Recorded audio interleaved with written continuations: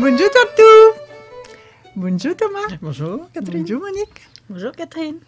Alors Yann, on continue notre émission sur les légendes un peu fantastiques de notre région. Alors je rappelle que ces légendes, elles ont une histoire très très ancienne, qu'il y a des légendes qui sont plutôt païennes, on va dire, et qui mettent en scène des animaux auxquels on attribue les qualités et les défauts tout simplement des êtres humains. Voilà. Parce qu'à l'époque où la censure, et ça a existé pendant de très très très nombreux siècles, en tout cas en France, pour faire passer tout simplement ces idées, on utilisait ce qu'on appelait les métaphores, les allégories. Pensez aux fables de La Fontaine, tout simplement, où ces bons animaux, on les part de vertus, de qualités et de défauts, tout simplement des êtres humains. Alors on en voit bien sûr des représentations dès le Moyen-Âge. Dès le Moyen-Âge, on attribue ces qualités et ces défauts, évidemment, aux animaux. Et donc ça donne des légendes qu'on retrouve encore aujourd'hui dans nos terroirs. Et puis, évidemment, il y a aussi les monstres qui sont associés, comme on l'a dit dans la précédente émission, à l'enfer, au diable. Alors le diable, forcément, il est partout. Et il est, bien sûr, dès l'époque romane, sur les chapiteaux de nos églises, avec une tête affreuse et puis les cheveux en feu. Alors on va voir que, justement, autant la dernière fois, on a parlé un peu des choses qui étaient dans l'eau, on va parler plutôt du feu. Et il va commencer par vous causer de l'histoire des farfadets. Savez-vous ce qu'est que les farfadets? Eh bien, ils n'allont pas vous en montrer parce qu'on n'est pas facile à voir, un farfadet. Alors, on l'a bien longtemps par ici, donc, ils causions des farfadets. Nous autres, disons, et tout, des fadets. Dos fadés, au farfadés, les petits lutins, des petits bonhommes, là. Ils avons une barbe blanche, une barbe blanche de même, là. Alors, certains, on pourrait croire qu'ils sont vieux, mais non, on en est rare. Alors, les farfadés, ils le sont un peu coquins, espiègles, un petit peu méchants, mais surtout, l'aimons les femmes. Aïe, aïe, aïe, l'aimons les femmes. Alors, évidemment, le voulions séduire les femmes. Alors, on les laneux que le glissons dans les maisons. Alors, le glissions dans les maisons par la cheminaille. Et Onnaïa l'avait repéré la petite Étiennette. Alors, il n'était pas ben malin, comme tous les farfadets. L'avait repéré la petite Étiennette. Le la trouvait belle, mais belle, mais belle. Alors une nœud le descendit par la cheminaille, et puis l'arrivée à Étiennette, et Étiennette, elle était en train de rapetasser, ou ben de brocher au coin d'au feu, quoi. Et puis lui, le passait par la cheminée, et puis le venait latiner. Le crier que l'allait la menionner de même, Alors le tirer sur un fiou, ou bien sur sa brocherie. Mais Étiennette, on l'enrousinait, et puis on l'enrousinait si fort qu'elle a dit à son homme. Alors un coup, son homme le mit les habits, le svêtit comme s'il était sa femme. Et puis il attendit le farfadet. Et puis il avait mis à chauffer au rouge des pinces dans le feu. Et puis quand le farfadet s'est mis à arriver, le lit collit les pinces dans le jus. Alors le farfadet s'est enfoui en beulant et en braillant. « Je suis brûlé, madame, je suis brûlé !» pour sûr, les jamais revenus dans cette maison, tu peux me croire. Alors, savez-vous pas que le farfadet, une fois qu'elle a le cul brûlé, elle continue à courir avec le cul brûlé. Et au les perdec, de temps en temps, il y en a qui voyons d'au feu follet dans la forêt la nœud. Olé le cul des fadets qui brûle. Elle est rigolote, C'est ça. Alors les fadets, les lutins, voilà, il y en a un peu partout. Les petits gnomes. Les gnomes en Bretagne, par Voilà. exemple, hein, voilà. Ils sont plus ou moins gentils, voilà. Des petits trucs moches, ouais. Des petits trucs moches, oui. En général, ils sont pas très beaux, hein, voilà. Ils sont pas très beaux. Alors et toi, Thomas, as-tu une histoire? Alors oui, moi, il peut vous causer, dans le Marat, en secteur ouest niortais, ils causent de la galipote ou de la ganipote. La ganipote. Ah oui. Ouais. Ganipote ou galipote, voilà les deux. On a les deux, ouais. Voilà les deux, les mêmes noms d'un petit biscuit, en forme d'empreinte de bête, justement. Et bon, on les fait plus tard, ça. Oh, elle a une sorte d'apparence un peu animalière, qu'on ne sait pas trop ce qu'elle est, et qu'on pourchasse, on essaye d'avoir, et puis qu'on n'a jamais. Enfin, elle est une drôle de truc. Et puis, dans le même genre, la mitoirde. Ah ben moi, il y a une ganipote, ouais, qui hante les maisons, hein, isolées aussi. Hein, un petit peu, voilà. Ouais, c'est proche, enfin, au dépend, hein, après, on ne sait pas trop. Voilà, il y a beaucoup d'histoires qui se mélangent entre le garou, la ganipote, voilà, on ne sait pas trop. Des bêtes étranges comme ça qui hantent les maisons isolées. Par exemple, des balançoires qui bougent la nuit, qu'on voit bouger toute seule, c'est la ganipote qui se balance. D'accord. Ah, ah, ah. Vous n'en savez pas, hein. pas. Attention, hein, si vous entendez votre balançoire qui se balance, c'est une ganipote. Voilà. Alors, on avait aussi la mitoirde, Oui. Grébé. La mitoirde, on est du côté de François, à côté de la crèche, hein, au nord de Niort. On était un curieux animal poilu dont on vantait la vente de la peau qui coûtait très cher. En général, on justifiait cette chasse qu'on proposait à un vantard. Hein. En général, c'était chacun de la ville qui se moquait un peu d'aux pauvres paysans que peut-être un plus Saint-Pied que les hommes de la bourgeoisie qui s'aventurent jouent mieux que tout le monde ce collecte.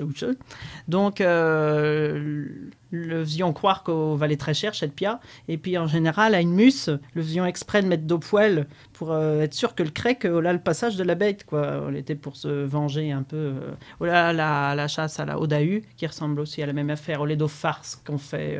Voilà. Ou alors à des domestiques qui venaient d'arriver, qui avaient l'air un petit peu niais. Ils étaient aussi à la chasse. Le bitard aussi. Ouais. Ben, souvent, pour pas passer pour un saule, aller à la chasse, puis au bout d'un moment dans la nœud, en général, ils choisissaient une nœud froide. Ben Fred, il en avait marre de l'as d'attendre, puis mourait de froid, il finissait par rentrer. Quoi. Voilà. Et la chasse au bitard, oui, aussi. C'est hein, pareil, donc, oui. c'est un petit peu pareil. Alors, il y a quand même une belle histoire d'ours aussi. Ah oui.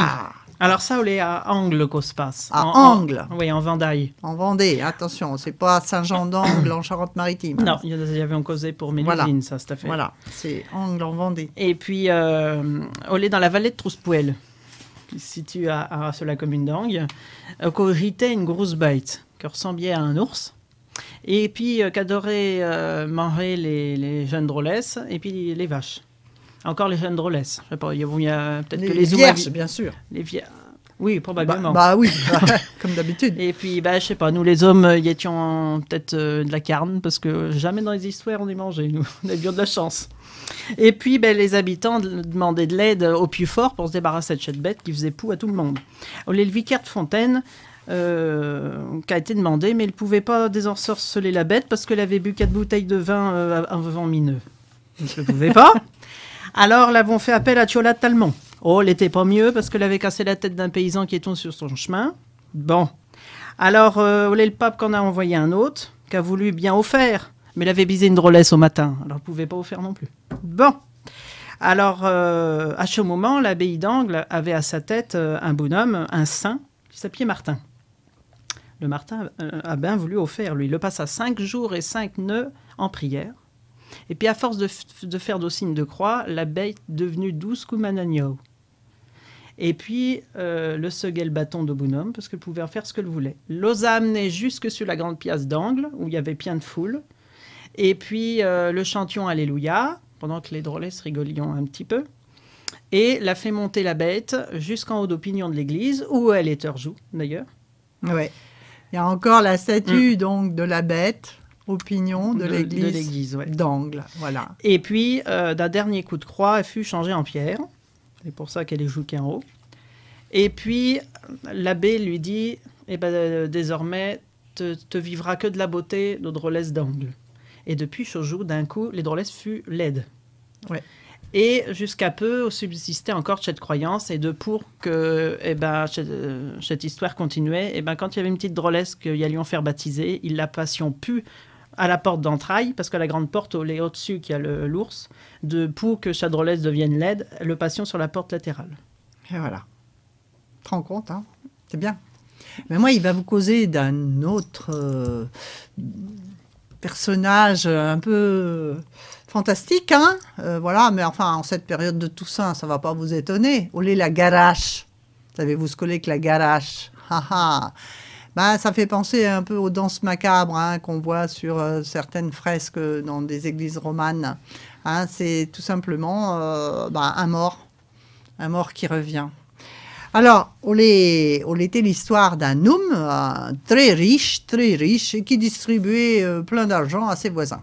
Puis un jour, son voisin va le voir, « Tu ne peux pas me donner chaque louis d'or ?»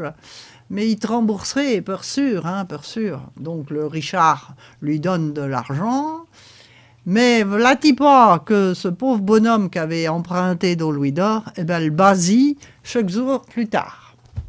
Ah, ben oui, mais là, le Richard, au moment de son enrochement, le CEO mort dit si tu me rembourses pas, t'iras pas au paradis. T'iras pas au paradis si tu me rembourses pas mes louis d'or. Ah, on n'était pas tombé dans l'oreille d'un sourd, même que l'était Basile. L'os a entendu. Ah, le lendemain, le Richard l'entend poquer à sa porte. On était le molle, tout bien, comme un linge, qui venait travailler en journée chez lui pour pouvoir rembourser sa dette. Ah, c'est qu'il était devenu une garache. Une garache qui travaillait, qui s'échinait sans se plaindre, hein, sans jamais demander la piatelle, hein, et qui était pas frasant avec les autres domestiques, les autres valets. Et à tel point que le propriétaire dit à la garache de s'enfuir. Va-t'en, va-t'en. Tu me dois plus rien, n'est pas grave, va-t'en vite. Sauf que la garache lui dit, non, dame, non, il va rester jusqu'à ce qu'il ait pu te rembourser. Mais c'est comme le proprio et les valets, les chambrères voulaient plus l'avoir. Évidemment, les valets et les chambrères se sauvions. Et puis, un jour, le proprio, il est resté tout seul avec la garache. Et puis, le pripou. Et puis, on sentait le fraîchin, hein, ce mort-vivant, là. On sentait pas bon, hein. Alors, à tel point que le pensait quitter sa demeurance, hein. Mais, tout d'un coup, il y vint une idée. Le s'en va-t-il pour chercher le curé, et il demanda au curé de prendre de l'eau bénite. Le se dit de même, y allons bénir la garache, et puis, y allons l'exorciser. Non. Aurait été trop facile, te comprends. La garache lui dit, ok, il veut bien m'en aller. Mais avant de m'en aller, tu vas me toper la main. Et donc, le propriétaire tope la main de la garache, et à choco, le bras du Richard se met à se raidir, et le Basile, tandis que la garache s'enfuit dans son rocher pour toujours. L'histoire de la garache. Tout le plateau vous n'avez pas eu trop pouille, j'espère. Tout le plateau va être parti avec. Bon, écoutez donc. Il crée bien qu'on a tout bien d'autres affaires à vous raconter. Alors, vous ne savez pas. Ils vous donnent rendez-vous à notre prochaine causerie. Il vous rappelle, le dimanche 13 novembre à Togon, à la salle des fêtes à 15h. Et puis, vous pourrez voir également des danses d'Omara avec les noces d'Omara, n'est-ce pas, Monique? Vous allez venir en costume, bien sûr. Oui, toujours. Et puis avec Thomas, bien sûr, qui nous contera des histoires et des chansons. Et qui dansera. Et qui dansera aussi. Voilà. Ah, alors, on vous attend tous très nombreux à Togon très très vite, le 13 novembre prochain. Alors, à bientôt. À bientôt.